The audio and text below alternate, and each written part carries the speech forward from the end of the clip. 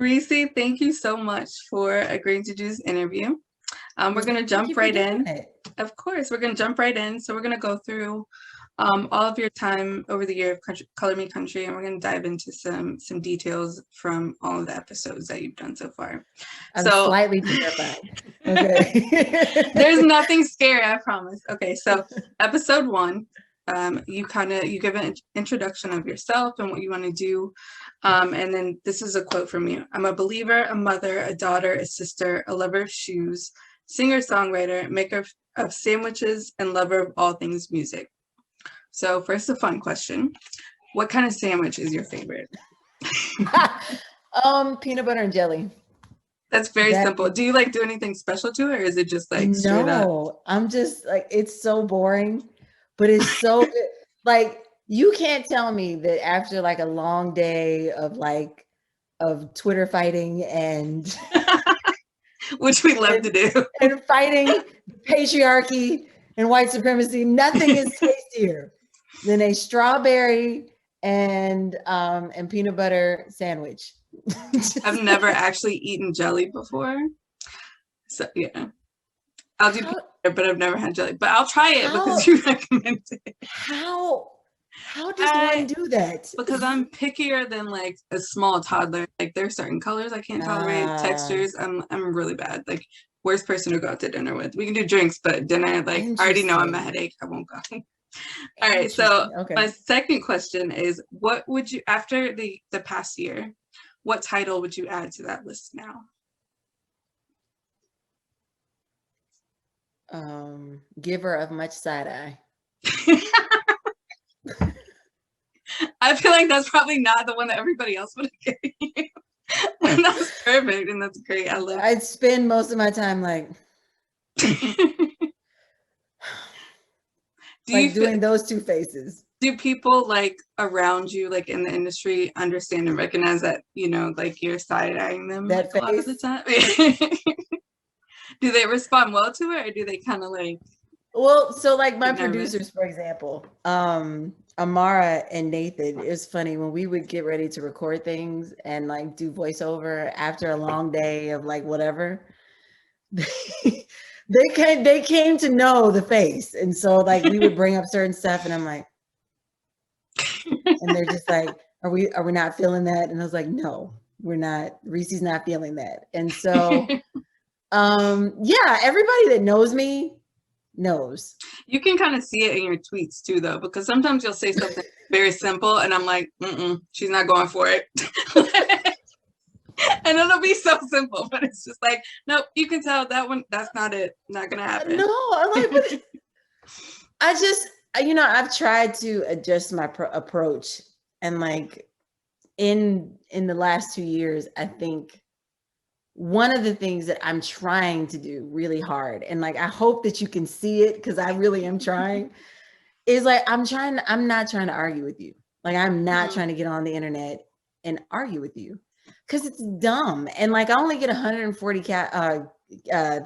characters, and so like no. I know I don't need, like, I'm not doing 6 tweets to explain to you why what you just said is ridiculous.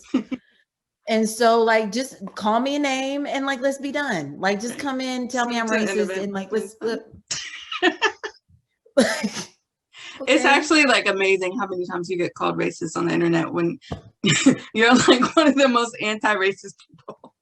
Like, have you seen my family? Like, what are you talking about? But okay. Okay, so like, also in that introduction, you mentioned that you had a label called Baldylocks. Now, so is your upcoming album going to be on that label, or how is that happening? I don't know. I think like just for sanity's sake, it probably like, because I don't know what's going to happen once we get done with the project. But for now, yes. Nice. I like being independent.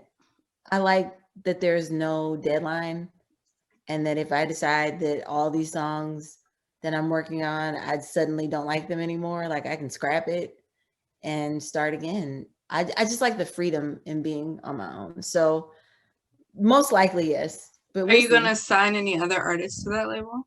No. I don't. I Let love me how tell you succinct something. that was. Let me tell you, Holly. I don't know how many times a week I have this conversation where people are like, you should be an A&R. You should do this. You should do, because you find, no. I love finding people. I love helping people. I love sharing people. I love encouraging people. And I love listening to people. I don't ever want to be the person that an artist is calling to yell at about why the album is not in Walmart. Like, I don't want to do, I just don't. Like, I have enough experience in doing this and talking to my peers that I know that we are pains in the ass. And that's good. It's always good to know like where your limit is for certain things. So at know least when to say acknowledge when. that. And it's not, I mean, you've figured out so many other avenues and ways to help artists. So that's amazing also. Yes. So leave me alone. all right. So in the next episode, you talk to Miko Marks. So tell me, you and Miko have a very like special relationship. So can you tell me a little bit about that? Miko and I were not supposed to be friends. Like, and I say that meaning like by industry standards. Like, everybody and their mother tried as hard as they could to pit us against each other. Like, there can only be one. There can only be one Black woman. Who will it be? And so she came out before me. And so for the longest time, people would hold that up and they're like, well, you need to hurry up because Miko already got her record out. Blah, blah, blah, blah. And for a while, and I've told her this, so this isn't like new information, but for a while, I kind of was like, because I was young and dumb. And so I was just like, yeah, okay, that's my competition. So I got to make sure that and she broke the ice. She sent me flowers the first time I played the Grand Ole Opry, and they were waiting in my dressing room when I got there. And I read the card and I immediately cried because I was just like, I can't believe that I was feeling like this was my competition. Like, this is my sister. And so we became cool after that.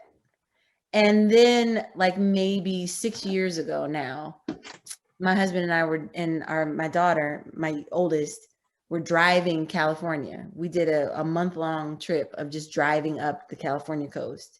And we ended in San Francisco. And we ended in Oakland. And Miko had us over for dinner. And like, her husband is hilarious. And like, we just sat in her house and just laughed for hours. And I was just like, I love you. And I'm like, I hate that we haven't been able to like really, really like do this for so many years. And I was like, let's not ever do this ever again. And so we haven't. And like, we've been cool ever since. And like, she's just really awesome. And it felt like a really full circle moment for her to be the first guest on the show. Do you think that the industry still has the same like intention of keeping Black women separated from each other? Yes. Before I could even get it out, there it was not. No, I know what you're gonna say. Yes. Like, how do you fight against that? Well, I think that we are doing it right now. Like, you seeing Raina and Britney and Karen all hanging out together, or you see pictures of Camille and Britney kicking it, and and like you see them all together. You see Mickey shouting people out and that sort of thing. Like, that's how we fight it. That's how, and like, honestly, that's the conclusion that I've come to for this entire year. Like, we can expect a lot from the industry, and we should, and like hold their feet to the fire. But at the end of the day, it's the artists that set the tone. And like, if you want to change the culture, you get to the artist. Yeah. They change the culture. They set the tone. They tell their fans, this isn't cool or this is cool. And then it is what it is. If you love me, this is what it is. Yeah. So yeah, I think the artists are changing that, because the industry will tell you in a minute. Yes. I think too, like the power of social media is really playing a big part, because there's nothing 100. That a label can do to combat like a photo of Britney Spencer and Camille Parker together. Like whatever they say, people are going to remember that photo. People So, remember that. Yeah. All right. So in the next episode, you had on Crystal Shawanda, who I absolutely love. I feel like if there was any like example of how stupid the country music industry is, like this, when I heard her for the first time on this episode of your show, and I'm like, that's Reba and Janice and like every good thing about country rock music, like all wrapped up into one. So I was really excited to be introduced to her by you. So when she was on the show, she told a really sweet story about how she was 12 years old and she went to Tootsie's with her dad, and she wanted to sing, but she was too scared. And so her dad was like, well, if you want to do it, you got to be the one to ask. And she was too scared to ask, but then they went back and she asked and she sang, and that was kind of what got her started on her career. Can you think of any times in your life where you kind of like regretted something, but you had an opportunity to go back and fix it later? Now. No, now. Like that's not even trying to be funny. Like that's my career now. What's is a reset. Because number one, I'm in charge. And number two, because I had the hellscape that was the first time. I've learned from it. I'm older. I respect it more. I appreciate it more. I realize that none of this is promised or belongs to me. And like, it's not like, this isn't like a birthright. Like this is something that if you're lucky enough, if you're blessed enough, if you're fortunate enough to have it happen, not just once, but twice, like you can't F it up. And so, yeah, I look at this like my do-over. And I get to right the wrongs. I get to say the things that I wouldn't have said the first time. And I get to do the things that I wasn't able to do the first time. That's amazing. So she also said that her first job was singing at Chuck E. Cheese. Do you remember what your first job was? My first job was at KB Toys in the mall. Oh my God, my mom used to work there. I was the worst employee. Were you like, how old were you? I was 15. It was like, it was my first job. Out of there? There's still stuff in there 15-year-olds would like. So my job, my first job, the only reason that I was hired is because of the creepazoid manager who had a crush on me. That's how I got hired at Foot Action, so good job. Yeah, girl, listen. And so sexual harassment when you can make it work for you. No, but that's wrong. That's terrible. No, he hired me, and this is a grown ass man. Like he was like 30 something and I was 15, and he hired me and was like, okay, so I'm going to train you and show you the ropes. The ropes consisted of him sitting in his office doing paperwork while I'd sat on the stairs and he just talked to me.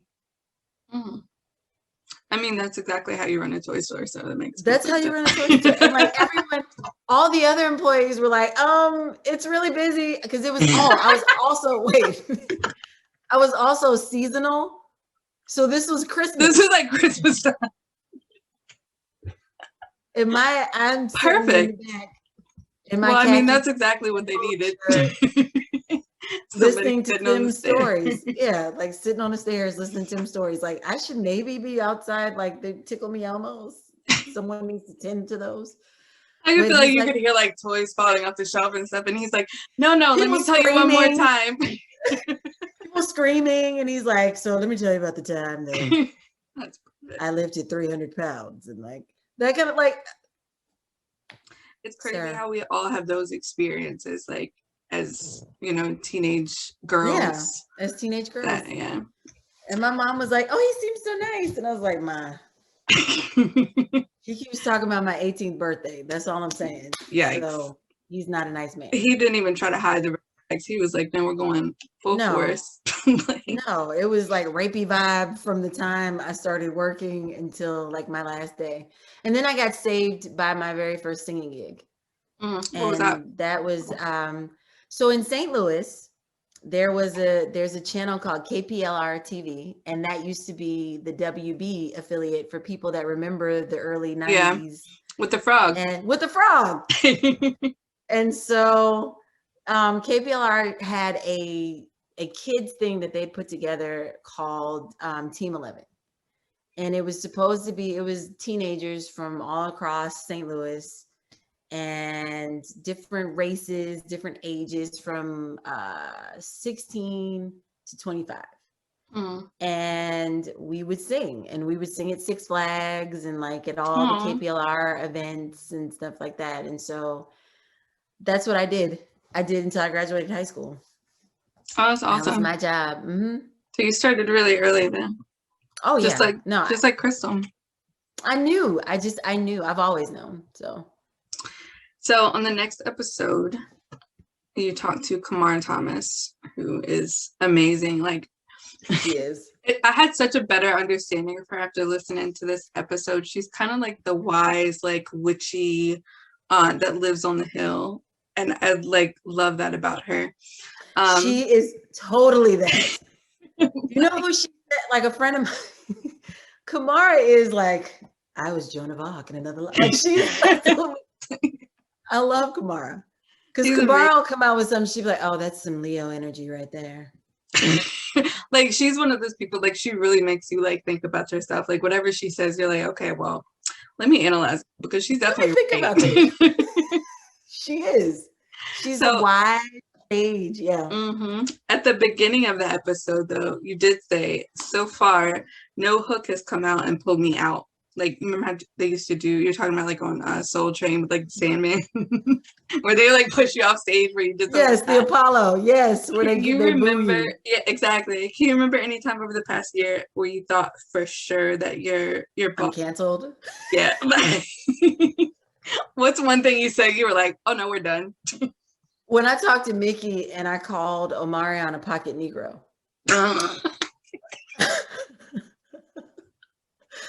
We still laugh about it. Like, I was just like, I can't believe y'all left that in there. I was like, why did you do that? I was like, the exact quote was, Omarion is like a pocket Negro. I'm like, get in my purse, Omarion. Can you imagine just being like out to dinner and he just like hops out with ice buckets? Like, that would be amazing. He's sitting right in front of you. You're like, hey. Exactly. Where'd you come from? It's like Little Sweet from the Dr. Pepper commercials. Like, Little Sweet. Oh my gosh. That's perfect. So, one thing that you said to her was, what does one have to do in order to think outside of the box? Can you think of a move that you made over the last year that felt really outside of the box for you?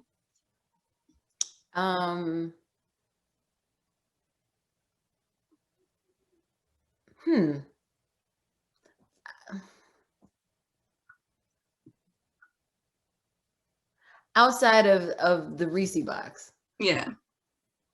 Because I mean, you've been doing a lot. It's such a well, this is like outside, like the radio show is outside of the box for me. Because like I didn't think anybody would want to hear me talk like about a bunch of stuff. Like, because it's so random. Like I just think of random stuff and then we just go with it. Because I'm like, what if we talk about? Yeah. But I wasn't sure that anybody would even want to do that. So like doing this whole thing is out of the box. And so I highly recommend being out of the box. I mean, you're such a natural at it though. Like it seems like it comes like perfectly natural to you.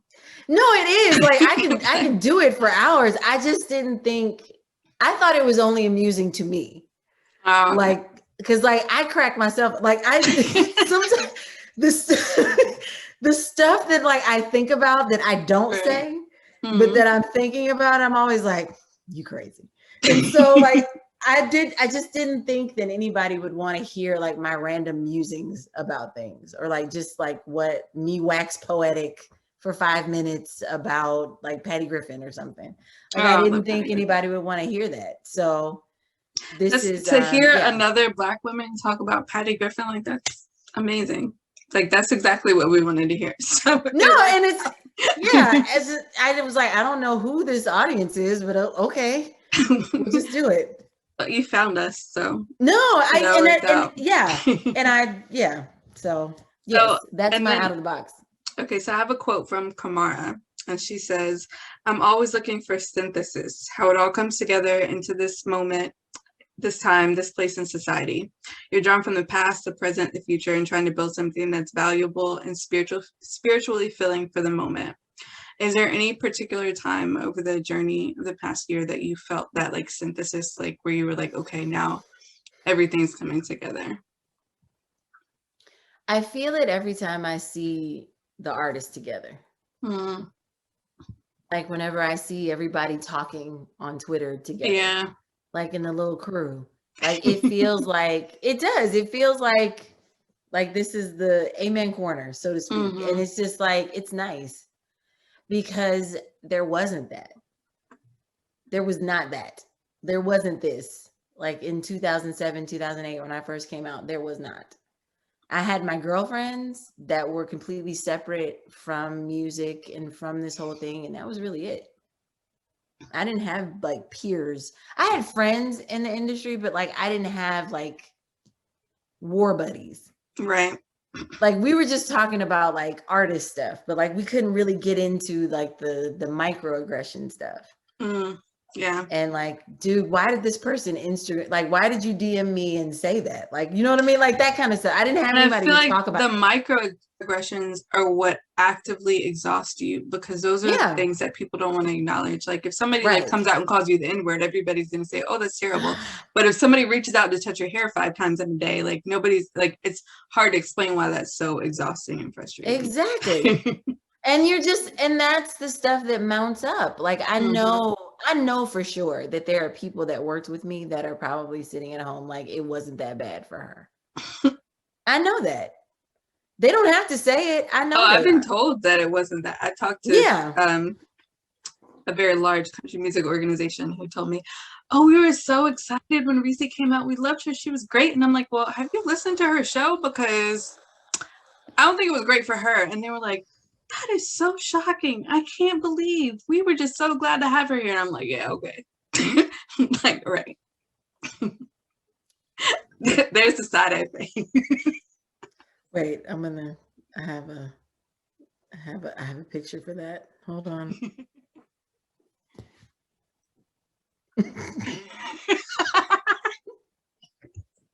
That's exactly it. That's exactly it. And that's how I looked at them. And then they were kind of looking at me like, oh shit, she knows her, doesn't she? And I'm like, yeah, no, you're not gonna pull that from me. I've heard the show. That's not how it went. No. All right, let's see. So another quote, I tried to pull like one thing from each episode, but Kamara is like... Kamara was dense. Yeah, so one more quote from Kamara. She said, early on when I was young and ambitious and fragile egoed, I bought into a lot of the mythology that was all going to be okay because my gift would eventually be recognized. Not that I don't still believe that in some way, but my gift will get recognized, but not by my expectations, what that looked like and what that means and who it's for and who needs to notice it. All of that has changed. What is the most impactful way for you that your gift has been recognized?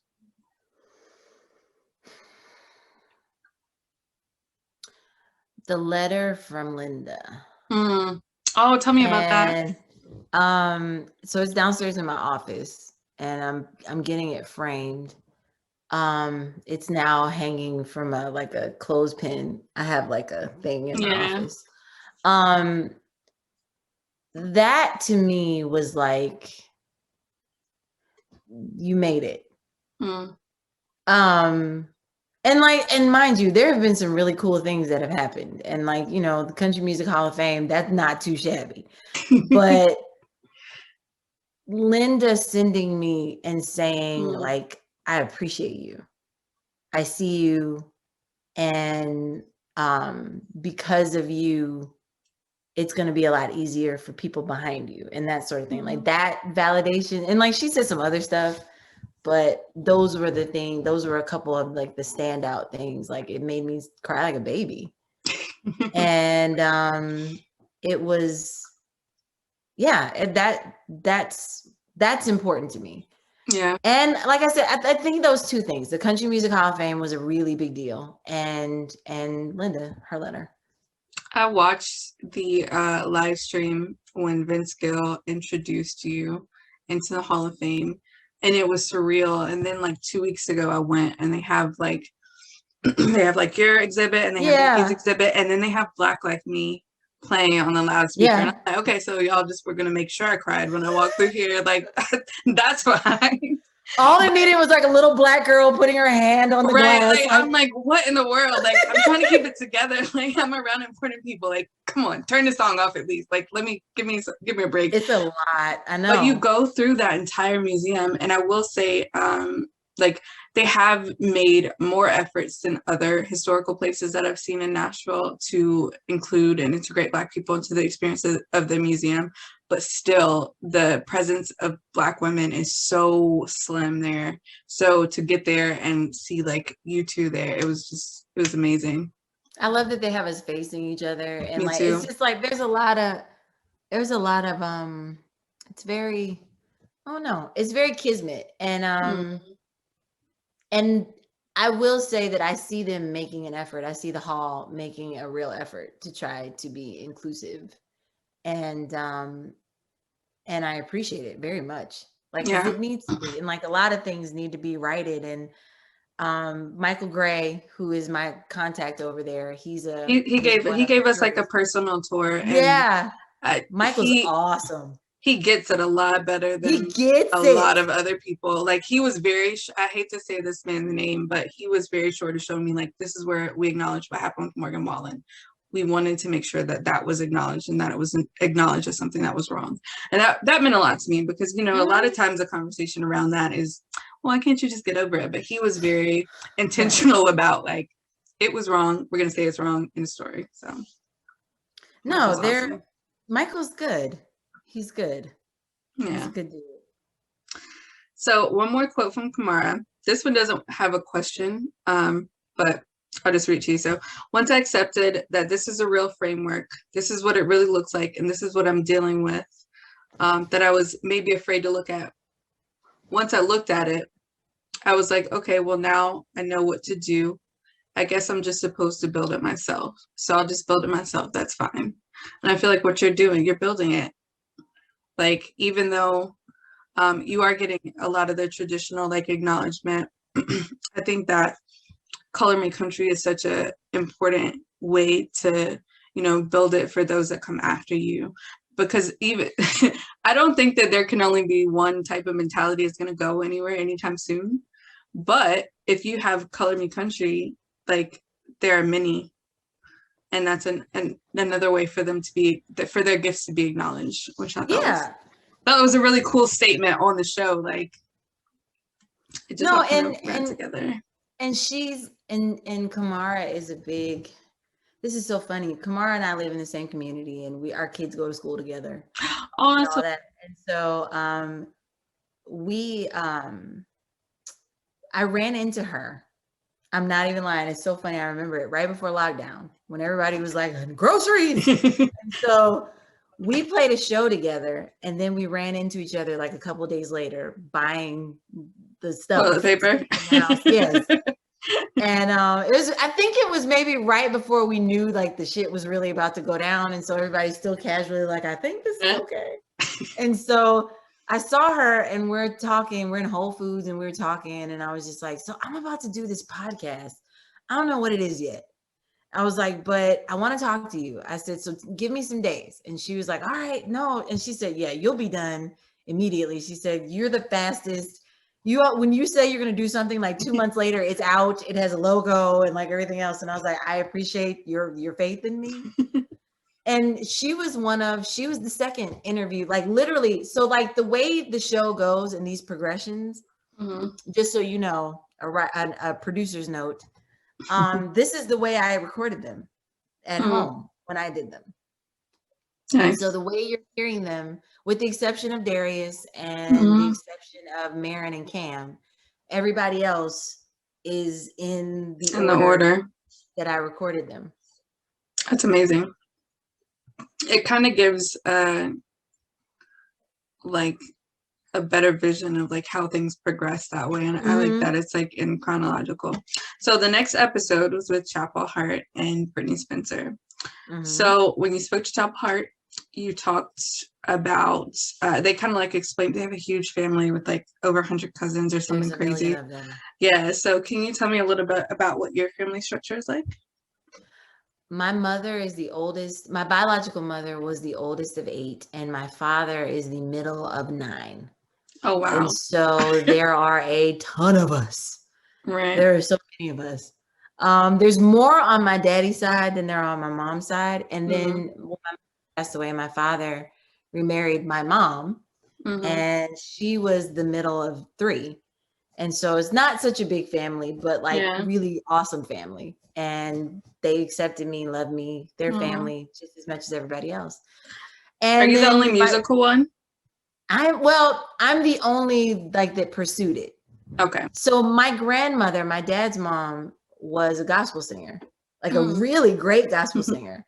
And she went to West Hunter, which was Ralph Abernathy's church, and grew up Martin Luther King coming to the church and all that stuff. So my dad like remembers that when he was a kid. And she wanted to be a professional singer, and her aunt, the Mighty Clouds of Joy, wanted her to come on the Gospel Caravan, and she were like, absolutely not. That is sinners. And it turns out my great aunt wasn't lying. So it is. It's a lot of sinners. But she was hip. Yeah, she was hip. She knew what was up. But yeah, I get it from them. I get it from her, from my grandma Palmer. And but yes, I am the only oddball. That I am the Lisa Bonet of like the one that dressed weird and like. I get that too. Like, you're eclectic. Like, that's how they try to say it nicely. Like, well, I'm just gonna say thank you. Do you have anybody in your family that like you feel like has musical talent that you wish they would pursue it? I have a couple cousins that actually are really great singers. Like my cousin, we call her TC, but Talisa, she's got a beautiful voice. And we've actually, next time I play Atlanta, she's gonna come on stage and sing, which I'm really excited about. We talked about it at the last family gathering. So TC, you're gonna be on stage, girl. And like I have little cousins that are in school for production and engineering and stuff like that, and that's awesome. And I'm excited that they feel comfortable and confident enough to go into it. Because when I was doing it, everybody's like, so you're leaving college. Okay. Yeah, that's hard to explain to like people from the old school generation. Like my grandmother was like first generation college student. And my father was first generation college student. And so my mother's second generation. And so, yeah, what I look like no. At least it's going well for you though. So you can kind of say, see, I told you so. I told you guys. Yeah, because there were times when everybody was like, so college? Yeah, if you want to sign back up for class. Any point. If it makes you feeling better, I get that every day. I'm totally not going, not interested, but I get the conversation and the look like, now about that degree. I get that every day. We're not doing it. And plus, yes, my mother was a flight attendant. My biological mother. Was she really? One of the first. Oh yeah, you told me that. Yeah. What airline? And Delta. Oh, okay. So she was over on the good side of things. I work for a regional and a very small plane, but my thing is, as long as my flight benefit, you can fly me on in a paper bag. It doesn't matter. I fly wherever else for free, so it works. It works. Exactly. It works for me. So Britney Spencer mentioned that she carries around like a little notebook wherever she goes and she writes down ideas for songs. Do you have like a notebook that you write this stuff down on your phone? What's the last like idea that you wrote down for a song? Let's see. I was on a plane. That's the best time because you like have no connection to anything else. You feel like completely free of all obligations. You can't be expected to do anything or be anywhere else except for sitting on that plane, and it's perfect for writing. So I am now sussing out an idea called "It Ends with Me," Mm, and that's so really powerful. yeah, I'm trying to figure out what it is, like how to tackle it.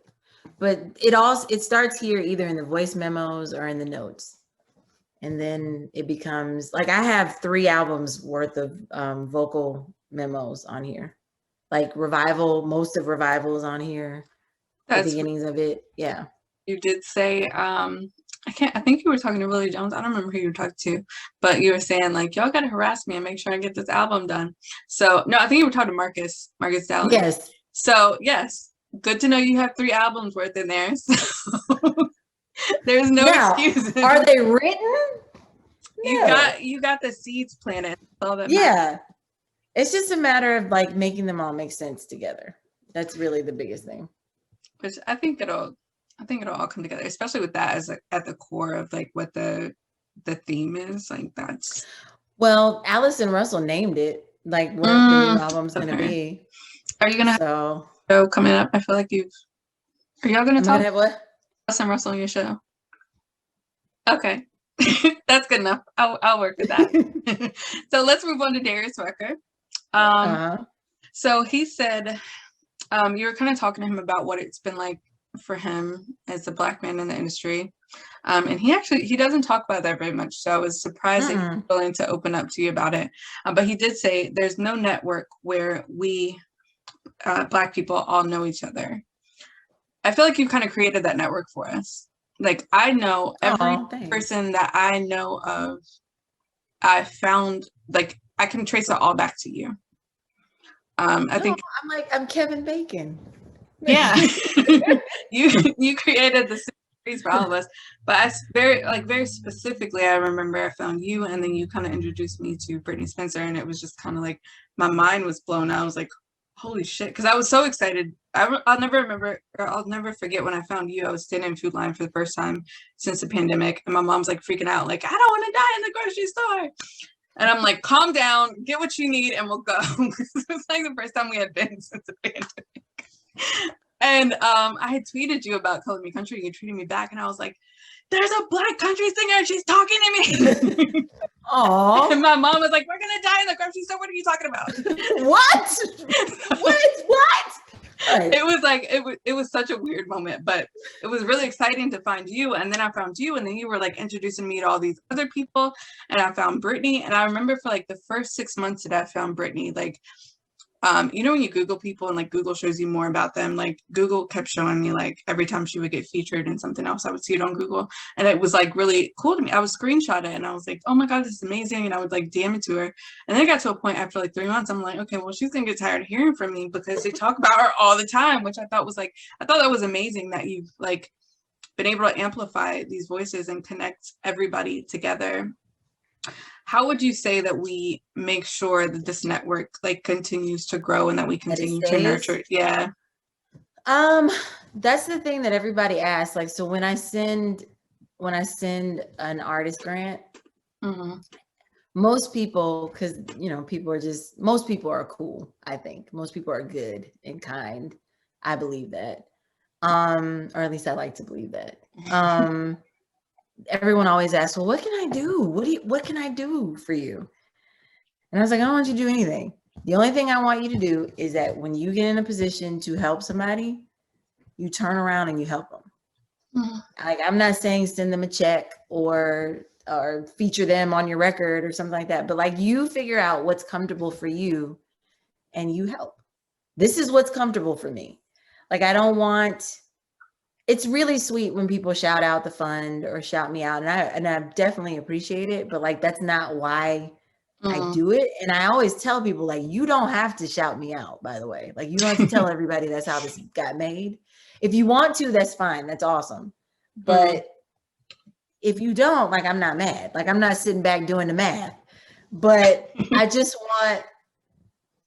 what I want. I want people to pay it forward. Like, I want people to be so overwhelmed by the surprise nature, by the easy nature of this, that they're just like, oh, let me figure out, keep going. That's how I think everybody just reach one person.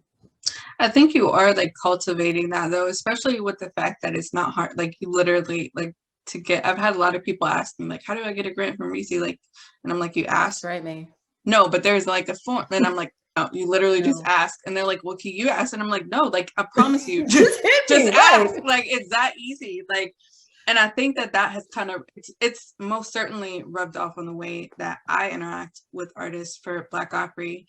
And I get that a lot too. Like I posted when Petrella put her album out. She's like, what can I do? And I'm like, well, you made the album, so like your job is done. We don't need anything else. Like it's We're good. Yeah. Yeah. And I think that Black artists especially are not used to a system that isn't a bargain. Like you've created this narrative where now artists don't have to sacrifice anything to get something back. And I think that's really important. And I hope that they will carry that into the way that they deal with other people, because they might not always get it. But you know, when you start from a place of I'm not backing down, this is what I want, give it to me. Like what you kind of have to do in the music industry, I think it'll take them a lot further. So I think that's really important and really cool that you've been able to do that. So the next episode, you talk to Joe West and Warren Treaty. So Joe has a song called It's Good to Be Alive. It's amazing. What makes living good for you right now? My babies. Aww. I do. Like, it's such a Pollyanna thing to say, but it is true. Like, I love my babies. Like, my kids are really awesome. My oldest is 10, and my youngest is 2. And your oldest, I want to shout out her business real quick. So yes, she sells like little, what are they called? I don't even know what they're called. I don't even know what they're called. I think they're like rubber band. Yeah, they're like rubber band, and they're really cool. And I bought one for me and one of my really good friends, and they're very high quality. I will put her link in the bottom of the video, but I keep it right beside my computer because it reminds me of you. I love it. My boo. Yeah, she's trying to expand her offerings right now for get ready for Christmas. Oh, that's so she's working on new product. I'm like the craft queen. Like behind this curtain is where I have all my craft stuff. Yes. So I'm gonna send her some tips on some please, because she's has she worked with shrinky dink paper yet? No. Okay, so that's like old school. I bought her an acrylic set for her birthday. So like for nails? No, like a is it acrylic? Am I making that up? It's not acrylic. Whatever that stuff is that you can resin. Resin, okay. I bought her a resin kit to make earrings and pendants and all this kind of stuff. So like that's what's next, I think. Okay, so she'll like the shrinky dink thing, and it'll be a lot cleaner for you. Like it's literally like a sheet of plastic, and you color on it. Here, I'll show you one. You color on it, and then you bake it, and it comes. That's cute. Oh, she could totally do like, that. Yeah, that's what that is. Oh, that's what's up. Yeah, I'll send you the link. I got you. Please, thank you. And you don't have to monitor her with chemicals. So another thing that Joe said, he said about his father, he said, Dad wasn't a perfect man. He had some anger issues. I think part of that was the environment, the racial environment that can cause a person to be angry inside. But he really loved country music. So I feel like you've probably come across a lot of people that is that right there? You can come in. Hi. We just talked about you. Actually, hey, look. About your business. Look. You see that? What she got? I got that from you. She got that from you. I ordered it from your store. It's beautiful. You're doing such a great job with your store. You hear that? Go ahead. But yeah, so I feel like you come across a lot of people who probably have the aren't perfect, description about them. How do you navigate business relationships with people who you feel like are angry about something else and doesn't have anything to do with you, but they kind of take it out on you? That's like every human being. that you encounter, present company included. I think I'm just learning how to not take things personally. Like I feel like that's one of the overarching lessons that I'm supposed to learn in this life, is like not everything is about, oh, the dog is here. I was trying to laugh. Just came in. Everyone's walking in. I think just trying not to take everything personally. Like I try not to. And so I'm just like, so that's not about me. You're angry about some other stuff. So I'm gonna let you simmer on that for a minute. And then we're going to, in that drawer.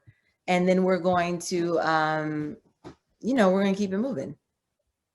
Like, that's not what I asked you about. That's not what we're talking about. So that's good. I mean, I think that's the only way that you can operate. Yeah, is it's the only just way. understand not to take things personally. So Warren Treaty, it is very hard, especially I work in like a customer facing job, and oh girl, I couldn't do what you do. I shouldn't do what I do. I don't know why I have this. I don't know why they gave it to me. I am not the right one to be there. Look at this.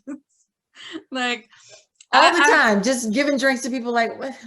Very like basic. Like my thing is, I will not let you die. So if you get on my plane and you get sick, I promise you I will do everything to make sure you can't die. Anything outside of that, I can't promise you. Can't promise you. Like, you might get slapped. I don't know. Maybe, but you won't die. But you won't die. It won't be hard. You will make it to Pittsburgh though. Exactly. Like you just this is why I operate under a different name. So my job can't find me. So they can't fire me for these things. Smart girl. So Warren Treaty. So one thing you said to him was the second album. First of all, I love Warren Treaty, and I love the fact I felt like it was so like important that they got included in CMT Awards, because we see Nelly, we see Eve, we see comedians, we see all these people that have nothing to do with country music get invited in for a night because country is like confident and comfortable that they will leave after the night is over. But it's so rare that we see people who are up and coming and working in country music be invited to spaces. these. Yep. Yeah. And I thought, like, to me, that was like, there's still a long way to go, but I was like, okay, so this is a very like important step forward to invite them. Anyway, get off on a tangent. So you said to them, the second album is always hard because you've already made a statement. Is your upcoming album, does it feel harder to you because you feel like you've already said who you are, or like what do you want to change about that? Yeah, this one's hard. This one's hard. The only reason this record is hard is because of the last year. Okay. So there, because I'm gonna ask you about that in a second. So yeah, that's why this one's hard. We'll go back to that. So a fun fact that a lot of people don't know from Warren Treaty, Tanya, she was in Sister Act. What is your favorite classic like movie from your childhood? Clueless. Oh, I love Clueless. We got that every Friday from Blockbuster. I love Clueless and The Wiz. Oh, okay. The Wiz and Clueless are my two movies that I love. That's amazing. And that I make them watch on a regular basis. She's like, again? Even though Clueless, like looking back, was kind of creepy because it was like her like grown stepbrother. It was her stepbrother. Like it was like your KB Toys boss. I was with it. Yeah, it wasn't as problematic until we got older, and then I was just like, this is wrong. This is why your boss at KB Toys thought it was okay, because he was watching Clueless. This is wrong. Like this is wrong. But it's so good. Like I love that movie so much. It makes me. Yeah, it's easy breezy, like 14-year-old Rissi. And it's like, it has that like nostalgia. I think a lot of things don't have to be good if you have good memories attached to them. Exactly. So it works. So let's move on to Mickey Guyton. Speaking of, so all right, let's start with that point. So Mickey let you know that, or you had actually found out about Mickey that she was in a movie. She did an Amarion video, which is how you ended up calling him a pocket Negro. Yes. Have you done any acting outside of your Travel Channel show, or do you plan to? I have not. Like, I'll give you a fun fact. I got a call to audition for Zoe on Nashville Oh when I was wow. 8 months pregnant. Oh wow. I was like, I am so not Zoe right now. I was like I couldn't be less Zoe if I tried right now. I'm like almost 200 pounds and hot. It So would I be don't like those know. sitcoms where they have like the vase in front of your stomach the entire time. Yeah, like it's all up here. But like, so Yeah. it's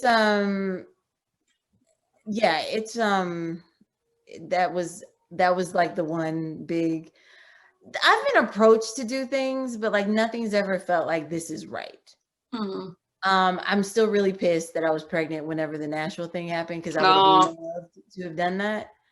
But I actually talked to Shaylee, which is coming up in a up and coming episode, and it's maybe a good thing that I didn't get that part. So after I can't talking wait to to hear that. Shaylee, like she pulls no punches. So That's it's awesome. she's awesome. She was a great interview. But anyway, no, I would love to. I haven't acted since high school. So So Marcus Dowling has this theory that you are gonna be the next like Reba, and we talk about it a lot actually. How you're gonna have like a sitcom. can I be Annie Get Your Gun? Like, I would just Like, that would make me so happy. No, you know what I want? I'm gonna put it out here. I'm gonna go ahead yes, and put it okay, out let's see here. it. I want a talk show. I mean, I feel like that's a given. Like that Like would be so easy for you to get. I want a talk Like an show. Oprah style talk show. Yes, but music. Mm. And like in actors and general interest type stuff. And like, but music. Like it always comes back to music. And I want controversial things, and I want to talk about like Black issues, but like really talk about them. And like and have white women in the audience clutching their pearls. Like I want to really talk about the stuff. Like I really do. But I want to do it in my way. We should do like The View, but like our way. But yeah, that's what I want. I want a late night, and like Amara That'd be amazing. My producer, we talked about like having a roundtable discussion about like song lyrics. And so like today we're gonna discuss the Whisper song. What were y'all thinking? like Dr. Cornel West. Like just have like random people, but we're discussing like doing the butt and like that kind of thing. Like, so you're like, what were you thinking when we wrote this line? Right. It's like, is nothing wrong if we want to do the butt all night long, but why would you want to do that? Like, I just want to, that's what I want. That'd be amazing. That would be my dream. So that's what I'm angling for, what I'm writing treatments for right now. I feel like it'll happen. It'll totally happen. You'll get it. So another thing that it's about with Mickey. So you mentioned when you were kind of like researching her, you were like kind of had an eye on the things that were parallel to both of you guys and things that you kept getting asked. One of the things that you said you were asked a lot was about daddy lessons.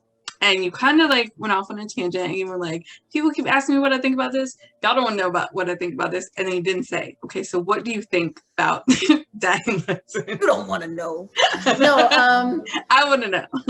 I think that Daddy Lessons was a Zydeco song. I don't think it was particularly country.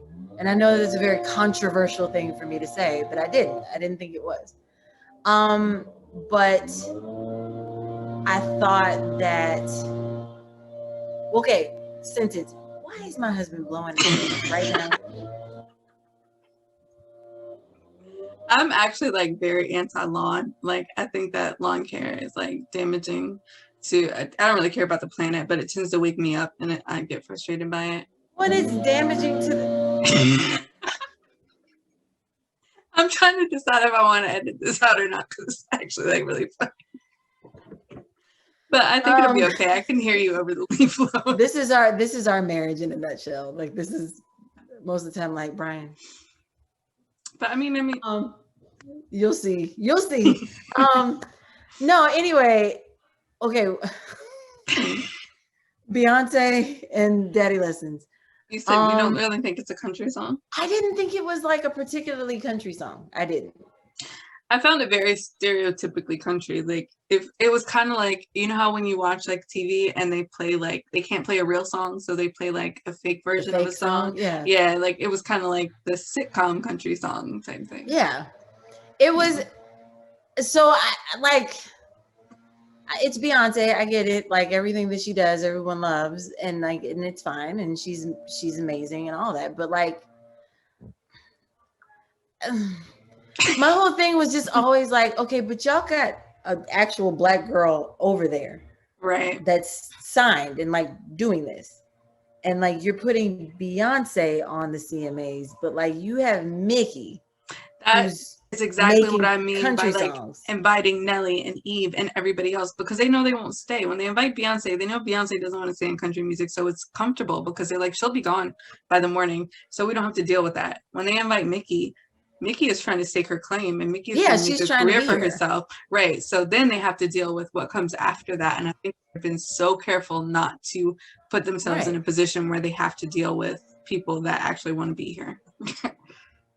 No, like, I mean, it hurts my feelings that Rihanna literally is the first Black woman that ever performed on those award shows. She is. Yeah. Rihanna. And I love Rihanna. Like that's not even shade, but like it's just like, meanwhile. All right. You've been there. Miko, Mickey, Linda, everybody, yeah. Yeah. Okay, so another thing you talked about with Mickey, which you talk about a lot, is your love for LeAnn Rimes. What LeAnn Rimes? I don't want to ask you what your favorite is because I know how hard it is to pick favorites. But is there a particular? Oh, you do? What's your favorite? Probably Wouldn't Be This Way. Oh, I love that one. I listen to that one all the time. When you realize he's dead, it's like he's dead. Oh my God! It sinks everything out of you. And even though I know it's coming every time, I still have to like brace myself after it happens. It's so bad. And she's just like, oh, they got a day a week from Friday with the preacher's son. Everybody says they're crazy. I guess I have to see at the end. Oh. Yeah. Yeah. Is there a particular one that you've been listening to recently? I still listen to that album. That whole album, This Woman, is probably my favorite LeAnn Rimes album. There's so much goodness on that record. There's so much good stuff on that record. She's just like, she's unsung for real. Like she was like a huge deal and then she wasn't. And it's just like, yeah, I think she's brilliant. Yeah. We'll have to I would love to see you two like perform together. I'm just speaking that into existence for my own personal entertainment. We used to share a bass player. Oh, really? So yeah, we did. And so I would be like passing love notes to LeAnn Rimes through Victor. Have you spoken to her before? I think she's awesome. I have not. Well, no, that's not true. We've spoken, social media spoken. Like we've inboxed each other. Like I sent her a clip of every time I talk about her, I'm like, I just want you to hear this clip. You don't have to listen to the full show. It's just know you are loved. Yes, just know that you are loved. That's awesome. So let's move on into Valerie, Ponzio, and Sasha. So Valerie talked about how she lived on a border city, bordering Juarez, Mexico. Mm-hmm. And she talked about how there was a lot of violence there, but in the American city that she lived in on the border, I don't remember which one, but it was named like one of the safest cities to live in. Mm-hmm. And it really struck me about, like, it reminded me of the contrast between how white artists are just like, the industry is fine, there's no problem. Meanwhile, the Black artists are, kind of like fighting for their lives for every little like opportunity. When you come across white people who are not like, are just oblivious to everything that's going on like in your world, do you make an effort to educate them, or how do you handle that? If I feel like they're open to being educated, then yeah, I will. Because like a lot of people, one of my favorite quotes is, I will no longer, what is it?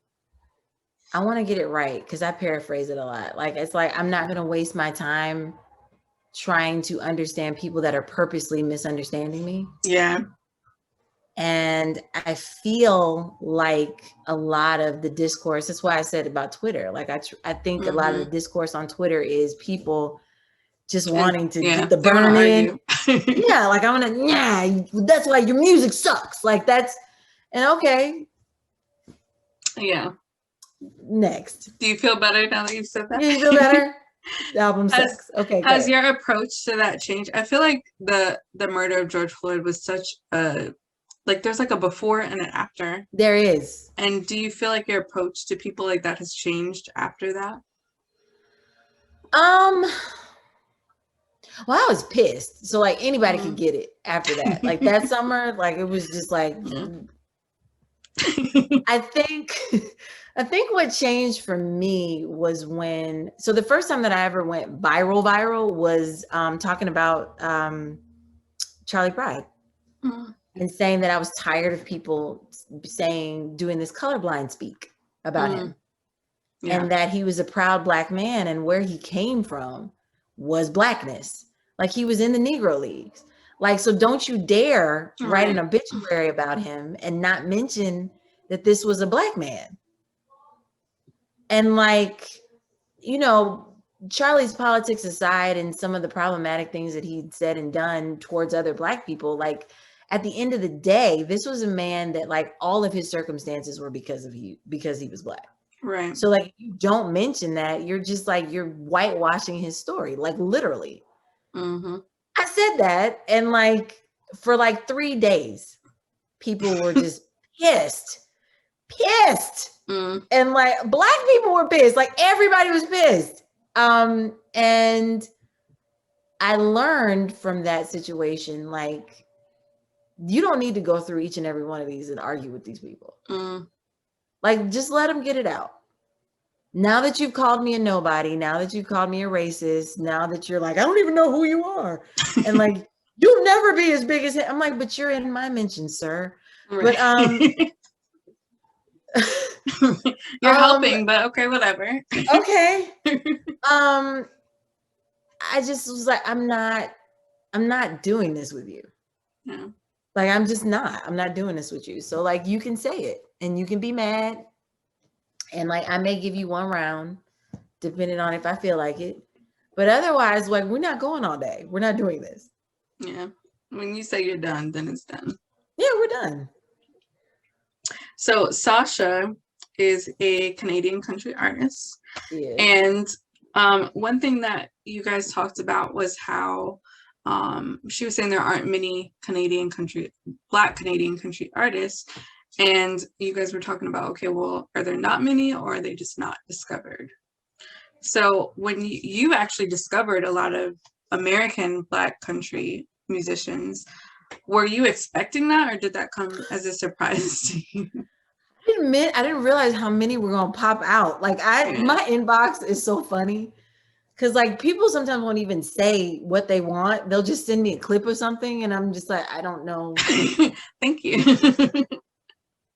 Like, just like they'll be a clip of them, like, with a brush in a mirror, singing, 5 heartbeats, like you're like doing like, he ain't woman, you ain't woman enough to take my man. And I'm like, okay, yeah, put this on the show.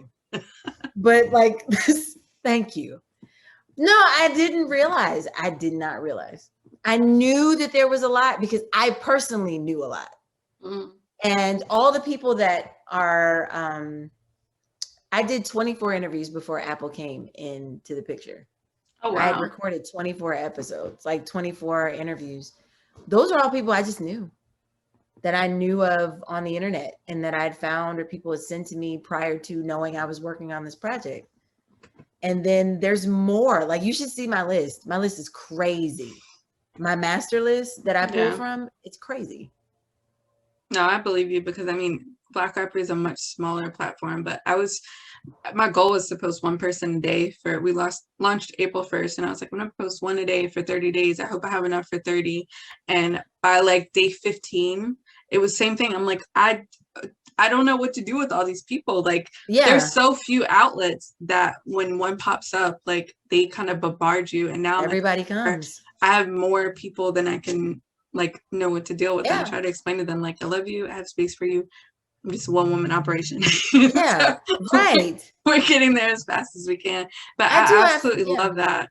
Yeah. No, it's awesome. It's encouraging. It's just like I feel bad because I have to tell people like, listen, we're looking at spring. Especially like you were focused like the first year, you were trying to focus on women, which I thought was really, really important. Because even in the Black conversations, I feel like women kind of get left down. Did we get pushed aside? So, so that was awesome. So you just mentioned Charlie Pride. You did an episode remembering Charlie Pride. What would you, I know Charlie Pride just recently passed, but I feel like there's been so much movement between the time that he's passed and now. What would you have most liked for him to see? It's not see. I would have really appreciated him saying. What would you like for him to say? I would have loved to have had a real conversation with him.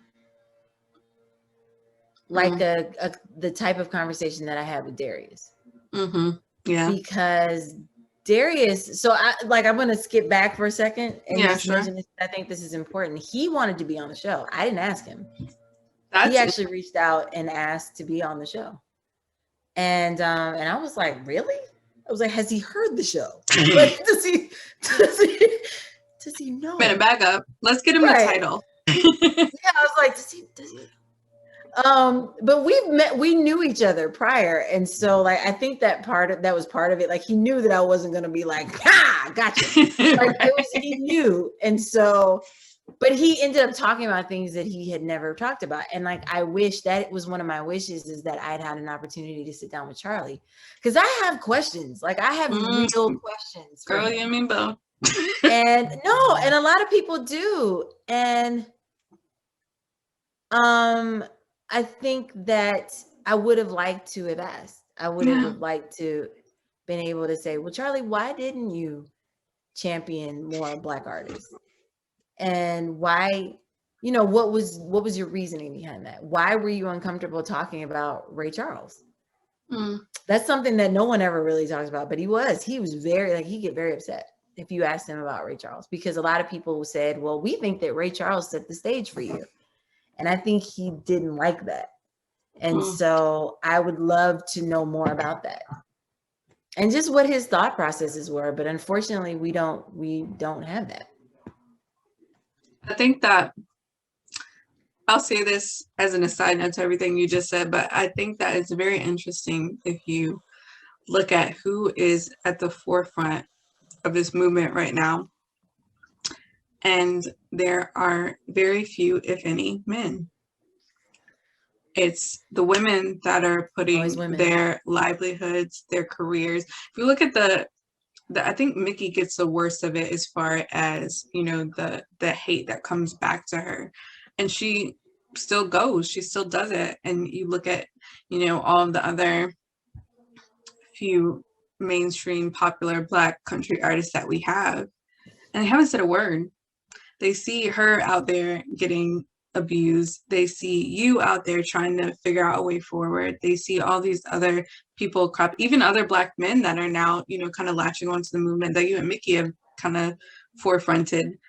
And there's no word from all of the other Black men with famous friends. It's very interesting. Because it's really easy. There's a lot of people that don't say anything that benefit from the conversations and the work that is being done. And I notice it. I see it. We acknowledge it. We're behind the scenes. We talk about it. But it's really important to me to be a united front. Yeah, exactly. And I would rather you not say anything than to contradict the work that I'm doing. Yeah. And so I take note.